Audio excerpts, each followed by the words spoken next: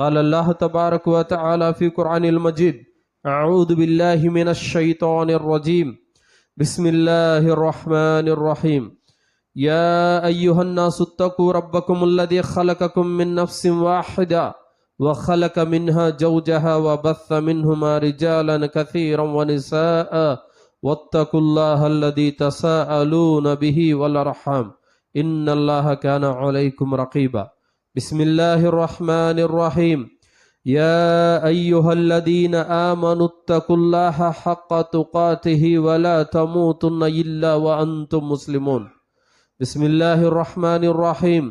يا أيها الذين آمنوا اتقوا الله وقولوا قولا سديدا يصلح لكم أعمالكم ويغفر لكم ذنوبكم ومن يطع الله ورسوله فقد فاز فوزا عظيما. సర్వ ప్రశంసలు సకల పొగడతలు సర్వలోకాలకు సృష్టికర్త, పరమ పవిత్రుడు, పరిశుద్ధుడు, భూమి ఆకాశాల నిర్మాత, జీవన్మరణాల ప్రదాత అయినటువంటి అల్లాహ్కు మాత్రమే శోభిస్తాయి. అల్లాహ్, ఆయన తప్ప మరొక ఆరాధ్య దైవం ఎవడూ లేడు. సకల చరాచర సృష్టికి మూలాధారం అయిన ఆయన సజీవుడు, నిత్యుడు, అనంతుడు. అంతిమ దైవ ప్రవక్త ముహమ్మద్ రసూలుల్లా సల్లల్లాహు అలైహి వసల్లం వారిపై మరియు గతించిన ప్రవక్తలందరిపై మరియు ప్రవక్త రసూలుల్లా సల్లల్లాహు అలైహి వసల్లం వారి కుటుంబీకులపై మరియు ప్రవక్త సల్లల్లాహు అలైహి వసల్లం వారి ఉమ్మతులో సమస్త విశ్వాసులందరిపై అల్లాహ్ యొక్క శాంతి శుభాలు ఎల్లవేళలా కురియుగాక. ఆమీన్. సోదరులారా, సోదరిమణులారా, నేటి జుమ్మా ప్రసంగం తెలుగులో మస్జిద్ యొక్క ప్రాముఖ్యత మరియు మస్జిద్ ద్వారా చేయవలసిన పనులు అన్నటువంటి అంశం గురించి ఇన్షాల్లా నేను మీ ముందు బోధపరుస్తాను. చెప్పేటటువంటి నాకు, వినేటటువంటి మీకు హృదయపూర్వకంగా విశ్వసించి ఆచరించే సద్బుద్ధిని అల్లాహ్ మనందరికీ ప్రసాదించుగాక. ఆమీన్. సోదరులారా, అల్లాహ్ సుబ్హానహు తఆలా ఖురాన్లో 72వ సూరే అల్ జిన్ 18వ ఆయతలో అల్లాహ్ అంటున్నాడు: వ అన్నల్ మసాజిద లిల్లాహి ఫలా తద్ఉ మఅల్లాహి అహదా. నిశ్చయంగా మస్జిదులు కేవలం అల్లాహ్ ఆరాధన కొరకు మాత్రమే నిర్మించబడ్డాయి. ఫలా తద్ఉ మఅల్లాహి అహదా. కావున ఆ మస్జిదులలో అల్లాహ్ను తప్ప ఇంకెవరిని పిలవకండి. అల్లాహ్ మన ముస్లిం సమాజంలో ఎవరైతే ఖురాన్ హదీసు జ్ఞానం లేని ముస్లింలు ఉన్నారో వారికి అల్లాహ్ హిదాయత్ ప్రసాదించుగాక. అల్లాహ్ సుబ్హానహు తఆలా స్పష్టంగా చెబుతున్నాడు: వ అన్నల్ మసాజిద లిల్లాహ్. అల్లాహ్ కొరకే మస్జిదులు నిర్మించబడ్డాయి. ఫలా తద్ఉ, మీరు ఎవరిని పిలవగాకండి. మఅల్లాహి అహదా, ఒక్క అల్లాహ్ తప్ప ఇంకెవరిని మీరు మస్జిదులలో పిలవగాకండి. చాలా చోట్ల మస్జిదులు కట్టుకొని అజాన్లో సైతం హసన్ హుసేన్ల పేర్లు తీసి యా హసన్, యా అలీ, యా హుసేన్, యా గౌస్, యా మహబూబ్ సుబాని, యా మస్తాన్, యా మౌలాలి, యా షావలి అని చెప్పి ఈ విధంగా ఆరాధనకు అర్హులు కానటువంటి వారిని మస్జిదులలో పిలుస్తున్నారు. ఎవరైతే పిలుస్తున్నారో వారు అల్లాహ్ యొక్క గ్రంథమైన ఖురాన్ వాళ్ళు వ్యతిరేకించినట్లే. అల్లాహ్ సుబ్హానహు తఆలా ఔలియాల గురించి కూడా ఖురాన్లో చెప్పాడు. మరి అదే విధంగా మస్జిదులలో వేరే వారిని ఔలియాలను పిలిచేవారు కొందరైతే మస్జిదులలో దర్గాలు నిర్మించి ఆరాధన చేసేవారు కొందరు, మరికొందరు తాయెత్తులు, దారాలు అమ్ముకునే వాళ్ళు కొందరు. మన విజయవాడలో రాజీవ్ నగర్ అని ఒకటి ఉంది. అక్కడికి వెళితే ఫీల్డ్ వర్క్ చేసుకొని అక్కడికి వెళ్ళాం. డైరెక్ట్గా మస్జిద్ యొక్క ఇమామే కుర్చీ వేసుకొని టేబుల్ పెట్టుకొని మొత్తము దారాలు, తాయెత్తులలో మళ్ళీ రకాలు అన్నీ ఎంచక్క అమ్ముకుంటున్నాడు, చక్కగా బిజినెస్ చేసుకొని. అలాంటి వారు ధర్మంతో వేలాకోలం అంటే వారు అల్లా ఇచ్చినటువంటి గ్రంథ వాక్యాలను అల్ప ధరలకు అమ్ముకొని తమ పొట్టలు అగ్నితో నింపుకుంటున్నారు. అలాంటి అజ్ఞానపు ముస్లిములు గనక ఖురాన్ చదివి అర్థం చేసుకుంటే గనక ఖచ్చితంగా వారు సన్మార్గం మీదకి వస్తారు. సోదరులారా, అసలు మస్జిద్ అంటే ఏమిటి? మసాజిద్ అంటే సజ్దా, సాష్టాంగ ప్రణామము చేసే ప్రదేశము అని అర్థం. సోదరులారా, మజీద్ అంటే నమాజు చేసే పరిశుభ్రమైన స్థలము. అయితే చాలామంది ధర్మజ్ఞానం లేని ముస్లిములు కావచ్చు, ఇంకా హిందూ క్రైస్తవ సోదరులు కావచ్చు, మజీద్ అనగానే అల్లా మజీదులో ఉంటాడు అన్నటువంటి ఆలోచన వాళ్ళల్లో ఉంది. మరి ఈ ఆలోచన ఉంది కాబట్టే పాపం ఒక హిందూ సోదరుడు మజీదు గుండా పోతూ కళ్ళు అద్దుకుంటాడు అనమాట. ఎందుకు అద్దుకుంటాడు? మా గుడిలో దేవుడు ఉన్నట్టే అల్లా కూడా మజీదులో ఉంటాడు అన్నటువంటి ఒక భావన వారిలో ఉంది. ఆ భావనను తొలగించాల్సినటువంటి బాధ్యత మన మీద ఉంది. అయ్యా, అల్లాహ్ మజీదులో లేడు, 7 ఆకాశాల పైన ఉన్నాడు. ఆయన జ్ఞానపరంగా అతి సమీపంలో ఉన్నాడు. వలకద్ ఖలకనల్ ఇన్సాన వనఅలము మా తువస్విసు బిహి నఫ్సు వనహ్ను అక్రబు ఇలైహి మిన్ హబ్లిల్ వరీద్. మేము మానవుణ్ణి సృష్టించాము, అతని ప్రాణ నాళము కంట నాళము కంటే అతి చేరువలో ఉన్నాము అని అల్లా అంటున్నాడు. అంటే అల్లా నా మెడ పక్కన నిల్చొని ఉన్నాడని అర్థం కాదది. అర్థమేంటి?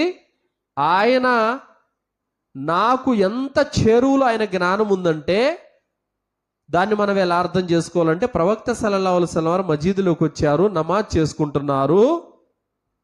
ఆయన కాలికి మలినం అంటుకుంది, చెప్పులు పక్కన వదిలిపెట్టేశారు. చూసారా? ఆయన కాలికి మలినం ఉన్న విషయమే ప్రవక్తకే తెలియలేదు. పోనీ ఇతర మనుషులు సహాబాలు ఉన్నారు, వాళ్ళు ఏమైనా కనిపెట్టారా? ఎవరు కనిపెట్టాడండి? ఎవరు కనిపెట్టారు? 7 ఆకాశాల పైన ఉన్న అల్లా కనిపెట్టాడు. చూసారా? ఆయన అంత దూరాన ఉన్నప్పటికీ కూడా మనకు దగ్గరలో ఉన్నవే మనం కనుక్కోలేము, కానీ అల్లా కనిపెట్టేస్తాడు. సుబ్హానల్లా. ఇలా అర్థం చేసుకోవాలి. కానీ దేవుడు మజీదులో ఉంటాడు అన్నటువంటి భావన చాలా మందిలో ఉంది. ఇది మనము వారికి అర్థమయ్యేలా చెప్పాల్సినటువంటి అవసరం ఎంతైనా ఉంది. మజీద్ అంటే కేవలము ఒక పవిత్రమైన ప్రదేశము, అల్లాహ్ను ఆరాధన చేసేటటువంటి ఒక శుద్ధమైనటువంటి ప్రదేశము తప్ప మరేమీ కాదు నాయనా. అక్కడ అల్లాహ్ ఉన్నాడని అలాంటిదేమీ లేదు అన్నటువంటి విషయాన్ని మనం ఖచ్చితంగా ప్రజలకు తెలియచేయాల్సినటువంటి అవసరం ఉంది. సోదరులారా, ప్రజలు ఈరోజు మస్జిద్ యొక్క ఔన్నత్యాన్ని తెలుసుకోవడం లేదు. మజీద్ యొక్క గొప్పతనాన్ని, మజీద్ యొక్క ఘనతను, ప్రాముఖ్యతను ఈరోజు ముస్లిములు గుర్తించడం లేదు. ఏ విధంగానంటే సోదరులారా, దైవ ప్రవక్త సల్లల్లాహు అలైహి వసల్లం వారు చెప్పారు, మజీదుకు వెళ్ళి జమాత్తో నమాజు చేసినట్లయితే 27 రెట్లు పుణ్యం ఎక్కువని చెప్పడం జరిగింది. ఎక్కడైనా జమాత్తు చేసి 27 రెట్లు పుణ్యం అని చెప్పలేదు, మజీదులోనే సామూహిక పుణ్యం అని ఎందుకు చెప్పడం జరిగిందంటే మజీద్ యొక్క ఔన్నత్యం అది. ఎందుకంటే దైవ ప్రవక్త సల్లల్లాహు అలైహి వసల్లం వారు అన్నారు, విశ్వాసులారా, మీ యొక్క వీధులలో, మీ వాడలల్లో, మీ పట్టణాలలో నమాజు కొరకు మజీదులను నిర్మించండి అని ప్రవక్త సల్లల్లాహు అలైహి వసల్లం వారు చెప్పారు. మజీదును ప్రవక్త సల్లల్లాహు అలైహి వసల్లం వారు స్వతహాగా మజీదే కుబా, మజీదే నబవి తన స్వహస్తాలతో నిర్మించినటువంటి మజీదులు కూడా నేడు ఉన్నాయి. కావున సోదరులారా, మజీద్ యొక్క ఔన్నత్యం ఎంతదంటే, చాలా మంది నాకు వీలు కాదండి, నేను అక్కడే చదువుకుంటాను, నాకు వీలు పడదండి, నేను ఇంట్లోనే చదువుకుంటాను, నేను షాపులోనే చదువుకుంటానంటే ఇక మజీద్ ఎందుకు కట్టింది? మజీద్ ఎందుకు ఉండేది ఇంకా? కావున సోదరులారా, 27 రెట్లు పుణ్యం మజీదులో నమాజ్ చేయడం వల్ల ఉంది. ప్రవక్త సల్లల్లాహు అలైహి వసల్లం వారు ప్రయాణం వెళ్ళి తిరిగి ఇంటికి వచ్చారంటే మొదటగా ఇంటికి వెళ్ళేవారు కాదు, ముందుగా మజీదుకు వచ్చి వుజూ చేసుకొని 2 రకాతులు నమాజ్ చేసి తర్వాత ఇంటికి వెళ్ళేవారు అనమాట. ఎందుకు? ప్రయాణం నుండి సురక్షితంగా నన్ను ఇంటికి తీసుకుని వచ్చిన అల్లాహకు కృతజ్ఞతలు. ఎందుకంటే ఈరోజు బయటికి వెళ్ళిపోతే ఎన్ని యాక్సిడెంట్లు, ఎన్ని ప్రమాదాలు, మనిషి సేఫ్గా తిరిగి వస్తాడన్న గ్యారంటీ ఉందా? అలాంటి యొక్క భయంకరమైన విపత్కర పరిస్థితులు ఉన్నాయి. కావున అల్లా తాలా సురక్షితంగా మనల్ని ఇంటికి చేర్చినందుకు అల్లాకు కృతజ్ఞతలు తెలపాల్సినటువంటి అవసరం ఉంది. అందుకే ప్రవక్త సల్లల్లాహు అలైహి వసల్లం వారు మజీదుకు అంత ప్రాధాన్యత ఇచ్చేవారు అనమాట. మజీదుకు వచ్చి 2 రకాతులు నమాజ్ చదువుకొని కానీ ఇంటికి వెళ్ళేవారు కాదు. అలాగే సోదరులారా, మజీదుకు నమాజుకు రావడం వల్ల ఎలాంటి పుణ్యం అంతే చూడండి. ఒక వ్యక్తి ముందుగా మజీదుకు వచ్చాడు, జమాతు జుహర్ సమయం ఇంకా ఉంది, అతను ఏంటి కూర్చొని ఉన్నాడు, మౌనంగా కూర్చొని నమాజ్ కొరకు ఎదురు చూస్తున్నాడు. ఆ ఎదురు చూసినందుకు కూడా, వేచి ఉన్నందుకు కూడా నమాజ్ చదివినంత పుణ్యమని ప్రవక్త ముహమ్మద్ సల్లల్లాహు అలైహి వసల్లం వారు చెప్పారు. తర్వాత నమాజ్ చదివాడు, నమాజ్ చదివినందుకు పుణ్యము ఉంది. నమాజ్ తర్వాత మజీద్ బయటికి వెళ్ళేంత వరకు పుణ్యం. మళ్ళీ ఎంత పుణ్యం? నమాజ్ చదివినంత పుణ్యం. చూసారా, నమాజుకు ముందు వేచి ఉన్నందుకు పుణ్యము, నమాజ్ చదివినంత పుణ్యం. మళ్ళీ నమాజ్ చదివినందుకు మళ్ళీ పుణ్యము, మళ్ళీ బయటకు వెళ్ళేంత వరకు నమాజ్ చదివినంత పుణ్యము. ఇదంతా కూడా మజీదులోనే ఈ పుణ్యం రాయబడుతుంది. మీరు బయటికి వెళ్ళిపోయి మరో చోట ఎక్కడైనా మీరు ఆరాధన కొరకు వేచి చూసినట్లయితే ఎంత పుణ్యం ఉంటుందా? ఉండదు. కావున సోదరులారా, మజీదుల యొక్క ఔన్నత్యాన్ని మనం ఖచ్చితంగా తెలుసుకోవాలి. అందుకే మజీద్ అల్ హరాంలో ఒక నమాజు చదివితే 1,00,000 నమాజులు చదివినంత పుణ్యం. ఎందుకు? అంత పవిత్రమైనటువంటి మజీద్. ఈ భూమండలం మీదనే మానవుల కొరకు మొట్టమొదటగా నిర్మించబడిన ఆరాధనాలయం మక్కాలో ఉన్నదే. దానికి పూర్వం ఏ గుడి లేదు, ఏ చర్చి లేదు, ఏ దర్గా లేదు, ఏది లేదు. ఈ భూమండలం మీద మొట్టమొదటిగా మస్జిద్ అల్ హరాం నిర్మించబడింది. ఆ మజీదు తర్వాత 40 సంవత్సరాల తర్వాత మస్జిద్ అల్ అక్సా, బైతుల్ ముఖద్దీస్ అనేది నిర్మించడం జరిగింది సోదరులారా. కావున మజీదులు అనేటి కట్టబడ్డాయంటే మన ఎక్కువ సమయం అనేది మజీదులలో తీయడానికి మనము ప్రయత్నం చేయాలి సోదరులారా. చాలా మంది మజీదులో వేచి కూర్చోవడం వల్ల ఎలాంటి పుణ్యము? దైవదూతలు దువా చేస్తారు. అల్లాహుమ్మగ్ఫిర్హు వర్హమ్హు దువా చేస్తూ ఉంటారు. అల్లా ఈ వ్యక్తిని క్షమించు, ఇతన్ని కరుణించు అని దువా చేస్తారు. మనము సర్వసాధారణంగా మనుషులు వెంటబడతా ఉంటాం. మౌలానా గారు దువామే అదరక్కో, నా కోసం దువా చేయండి, దువా కొరకు దరఖాస్తు చేసుకుంటున్నాను, నా కోసం దువా చేయండి అని మనం అడుగుతుంటాం. మనిషి బలహీనుడు. మనం చెప్పినటువంటి ఆ దువా చేస్తాడు, మర్చిపోతాడు. బహుశా గుర్తుంటే చేస్తాడు, లేదంటే మర్చిపోతాడు. తీరుకుంటే చేస్తాడు, లేదంటే లేదు. ఒకవేళ గుర్తు పెట్టుకొని చేసినా స్వీకరించబడతాయన్న నమ్మకం లేదు. అర్థమవుతుందా? కానీ నీ కోసము దైవదూతలు చేసే దువ్వ అల్లా ఎట్టి పరిస్థితుల్లో రద్దు చెయ్యాడు, ఖచ్చితంగా కుబులు చేస్తాడు. మరి వాళ్ళు ఎంతసేపు చేస్తారు? నువ్వు మజీదులో ఎంతసేపు ఉంటే అంతసేపు దువా చేస్తారు వాళ్ళు నీ కోసం. కావున మనము మనుషుల వెంట పడుతూ ఉంటాము, దువా చేయండి, దువా చేయండి, దువా చేయండి అని. దైవదూతలచే మనం దువా చేయించుకోవాలంటే మనం ఎక్కువ సమయం మజీదులో ఉండడం అనేది జరగాలి సోదరులారా. అలాగే ప్రవక్త సల్లల్లాహు అలైహి వసల్లం వారు అన్నారు, మొదటి వరుసలో నమాజుకు రావడం వల్ల, మొదటి వరుసలో నమాజు కొరకు నిల్చోవడం వల్ల ఎంత పుణ్యం ఉందో నేను గనక మీకు చెప్పానంటే మీరు చీటీలు వేసుకుని పోటీ పడతారు. అంతటి ఔన్నత్యం ఉందని ప్రవక్త సల్లల్లాహు అలైహి వసల్లం వారు చెప్పారు సోదరులారా. అంటే ఇక్కడ అర్థం ఏమవుతుంది? మనము నమాజుకు మొదటి వక్తులో రావాలి. ఇప్పుడు చూడండి, మనము వాస్తవం మాట్లాడుకుందాము. ఎవరు ఏమనుకున్నా కూడా ఎలాంటి అభ్యంతరం లేదండి దీంట్లో. నిజంగా ముస్లిం సమాజం గుణపాఠం తెచ్చుకోవాల్సిన అవసరం ఎంతైనా ఉంది సోదరులారా. బక్రీద్ పండగ రోజున పొట్టేలు కుర్బానీ ఇమ్మంటేనే స్తోమత లేదు, డబ్బులు లేదు, నా దగ్గర పరిస్థితి బాగాలేదని 100 సాకులు చెబుతాడు. ఏది? సంవత్సరానికి ఒక జంతువును బలిమ్మంటే. మరి సంవత్సరానికి 50 వంటలు అల్లా మార్గంలో కుర్బానీ చేసినంత పుణ్యం జుమ్మాకు మొదటి వక్తులో రావడం వల్ల వస్తుంది. అర్థమవుతుందా? అంటే జుమ్మా రోజు మొదటి వక్తులో నువ్వు రావడం వల్ల ఒక ఒంటెను కుర్బానీ ఇచ్చినంత పుణ్యం. అలా సంవత్సరానికి ఎన్ని జుమ్మాలు ఉన్నాయి అన్ని వంటలు, దాదాపు 52 వంటలు సంవత్సరంలో నువ్వు అల్లా మార్గంలో కుర్బానీ ఇచ్చినంత పుణ్యం. ఎప్పుడు నువ్వు డబ్బులు పెట్టుకోనాలి, ఎప్పుడు నువ్వు అంత పుణ్యం సంపాదించాలి? మరి అల్లాహ్ సుబ్హానహు వ తఆలా జస్ట్ ఒక 20 నిమిషాల ముందు వచ్చినందుకు ఆ పుణ్యాన్ని నీకు ఇట్టే ఇచ్చేస్తున్నాడంటే ఇంతకు మించిన బద్ధకము, సోమరతనం ఇంకేమైనా ఉందా?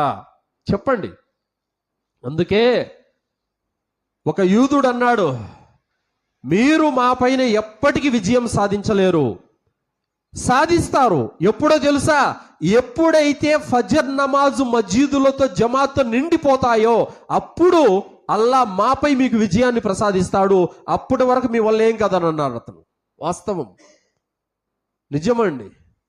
కావున జుమ్మా రోజు ఎన్ని పుణ్యాలు ఉన్నాయి. 10 రోజుల పాపాలు క్షమించబడతాయి. 100 ఉంటుంది మళ్ళీ వచ్చే శుక్రవారం వరకు, కయామతు రోజున మళ్ళీ అలాగే వచ్చే శుక్రవారం వరకు పాపాలు క్షమించబడుతూనే ఉంటాయి. అతను అల్లా రక్షణలో ఉంటాడు. ఇలా 1 కాదు 2 కాదు, చాలా హదీసులు ఉన్నాయి జుమ్మా యొక్క పుణ్యం గురించి. అరే ఎలాగూ వస్తావు, అదేదో 1 అర్ధగంట రా, ఆ పుణ్యాలన్నీ నీ ఖాతాలో పడిపోతాయి.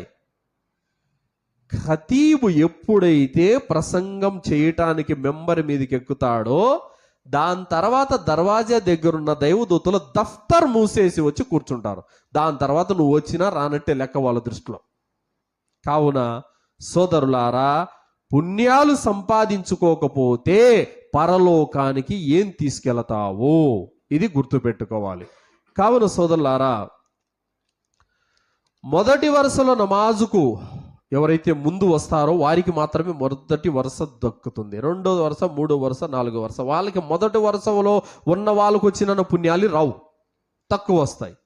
కావున మస్జిద్ యొక్క ఘనత ఇది సోదరులారా. ఖచ్చితంగా మనము మస్జిద్ యొక్క ఔన్నత్యాన్ని తెలుసుకోవాలి. అలాగే సోదరులారా, ప్రవక్త సల్లల్లాహు అలైహి వసల్లం వారు అన్నారు, ఈషా నమాజు, ఫజర్ నమాజుల యొక్క ఘనత ఎలాంటిదంటే, ఒక వ్యక్తి గనక కాళ్ళు లేకపోయినట్లయితే అతను నడుము ఆధారంగా పాక్కుంటూ మస్జిద్కు వస్తాడని అన్నారు మౌసల్లా వారు. అర్థమవుతుందా? పాక్కుంటూ వస్తారు. ఇప్పుడు ఎవరైనా సరే ఒక చోట ఏదైనా కొన్ని ఆఫర్లు పెట్టాడు అనుకోండి, ఏదో బజార్లో ఎవరైనా సరే వాషింగ్ మిషన్లో ఆఫర్ ఉన్నాయనంటే తొక్కుకుంటూ తోసుకుంటూ, మనకు అవకాశం లేకపోయినా అక్కడ ఇరుకైనా ఇబ్బంది అయినా కొట్లాడి లాక్కొని పీక్కొని మరి మనం తెచ్చుకుంటాం. అర్థమైందా? కానీ ఇక్కడ కూడా అల్లా సుబ్హానహు వ తఆలా మనకి ఆఫర్ల వెల్లువ ఇచ్చేస్తున్నాడు. ఎందుకు? మన పూర్వీకులు 1000 సంవత్సరాలు, 900 సంవత్సరాలు, 800 సంవత్సరాలు బతికారు. వాళ్ళు సుదీర్ఘమైన ఆరాధన చేశారు. మనదేముంది, 40 ఏళ్ళకు 50 ఏళ్లకు తట్టబుట్ట సర్దేస్తున్నాం. మరి ఈ చిన్న అల్పమైన వయసులో కూడా మనం సత్కార్యాలు చేసుకోకపోతే ఎలా? అందుకే ప్రవక్త ముహమ్మద్ సల్లల్లాహు అలైహి వసల్లం వారి ఉమ్మతు వయసు 60 సంవత్సరాలు. అందుకోసమే 1000 సంవత్సరాల ఆరాధన చేసిన వాళ్ళకంటే ముందు మనం వెళ్తాం. ఎప్పుడైతే మనము అల్లా పెట్టిన ఆఫర్లు ఎప్పుడైతే మనము పొందుతామో అప్పుడు. అల్లా ఆఫర్లు పెట్టాడండి. రంజాను మాసంలో ఖయాముల్ లైల్ పొందినటువంటి వ్యక్తి 1 సంవత్సరం ముందు చనిపోయినా, 1 సంవత్సరం వెనక చనిపోయిన వాడికంటే ముందు వెళ్తాడు. ఎలా వెళ్తాడు? అది అంతటి ఔన్నత్యం ఉంది. ఇవన్నీ ఆఫర్లు మన ఉమ్మతికి అల్లా పెట్టాడు. ఇవన్నీ మనం దక్కించుకోవాలి, పొందాలి. లేకపోతే మన దగ్గర ఏమి ఉండవు.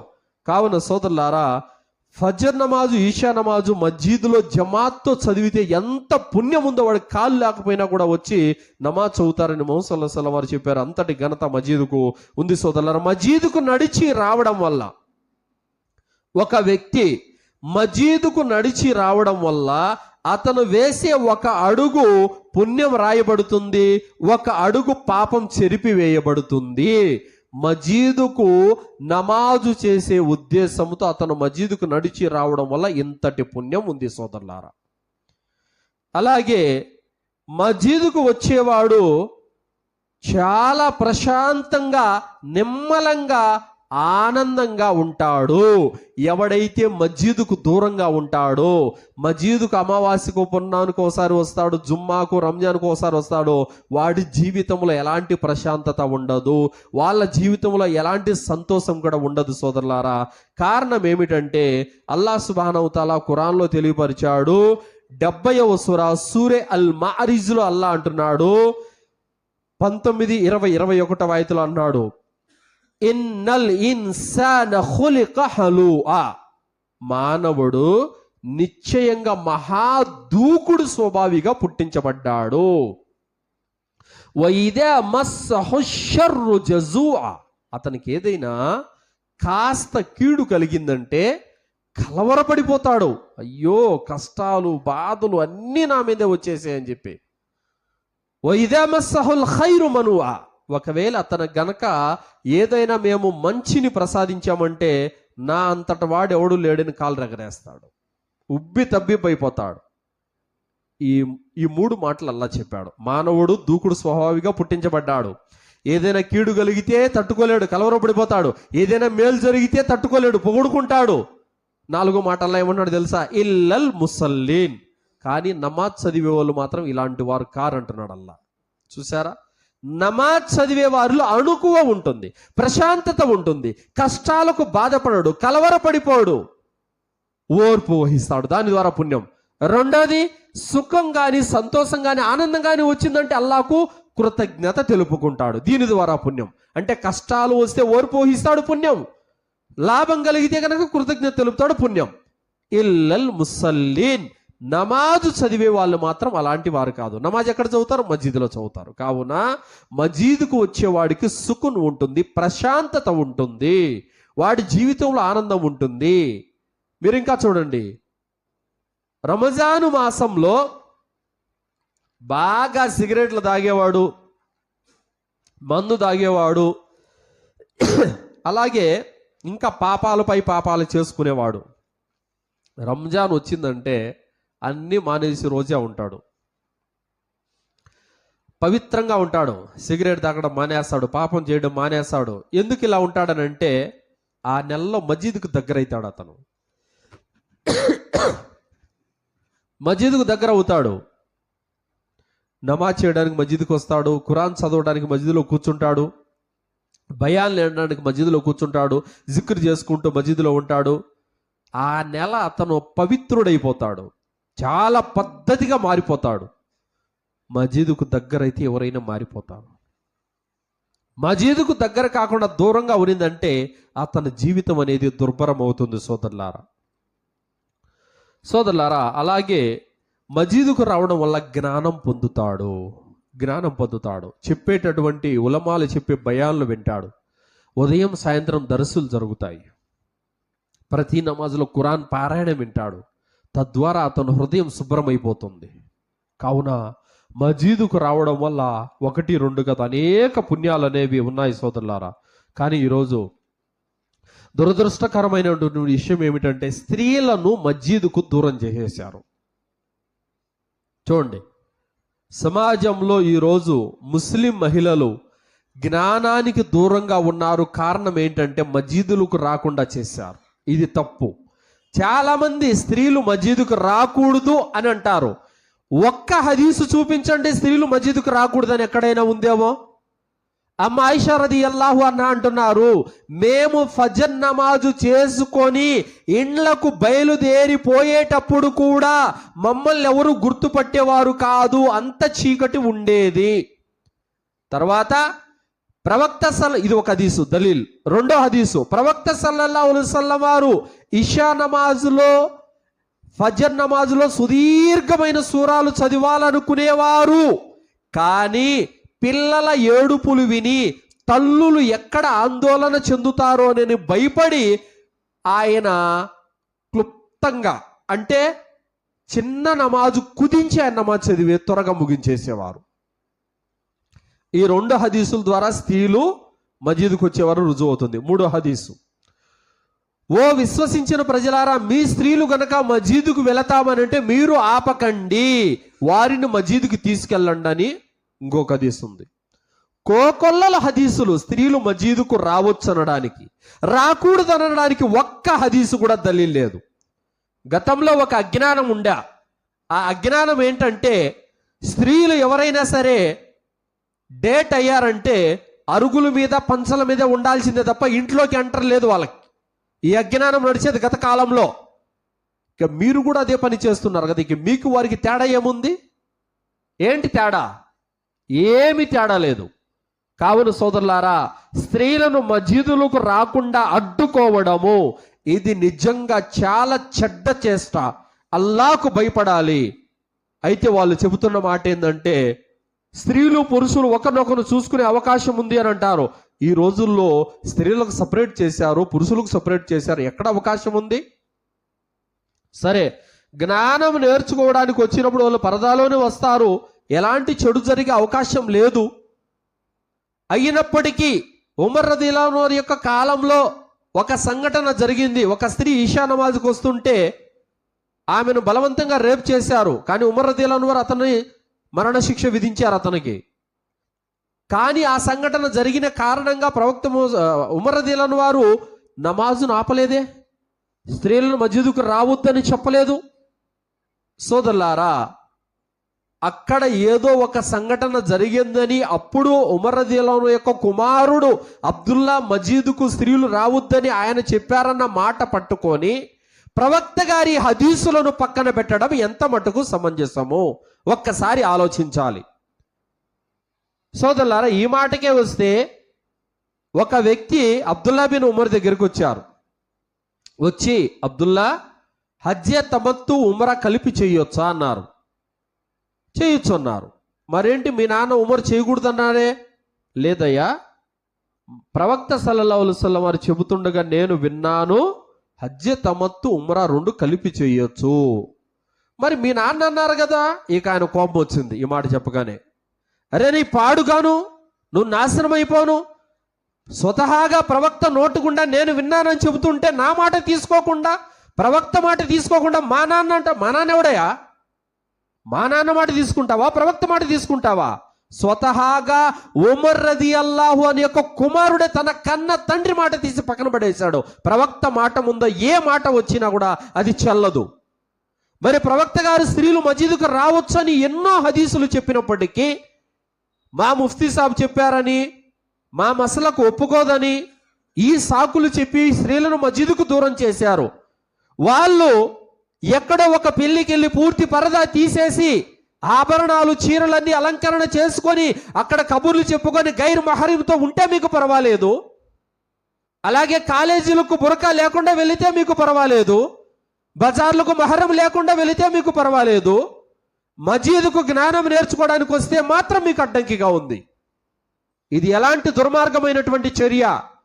అందుకోసమే ఈరోజు ఒక మహిళకు జ్ఞానానికి ఎంత దూరం చేసేశారంటే సోదరులారా, ఆమె చదివే నమాజుకు సంబంధించిన జ్ఞానం ఆమె వద్ద లేదు. ఆమె ఉండే రోజాకు సంబంధించిన జ్ఞానం ఆమె వద్ద లేదు. ఆమె చేసే వుజూ గురించి, గుసుల్ గురించి ఎలాంటి యొక్క జ్ఞానం ఆమె వద్ద లేదు. అందుకోసమే ఈరోజు ముస్లిం యొక్క ఆడపిల్లలు సైతం గైరు ముస్లిం కుర్రాలతో వెళ్ళిపోతుంటే కూడా ఎలాంటి యొక్క చర్యలు లేవు.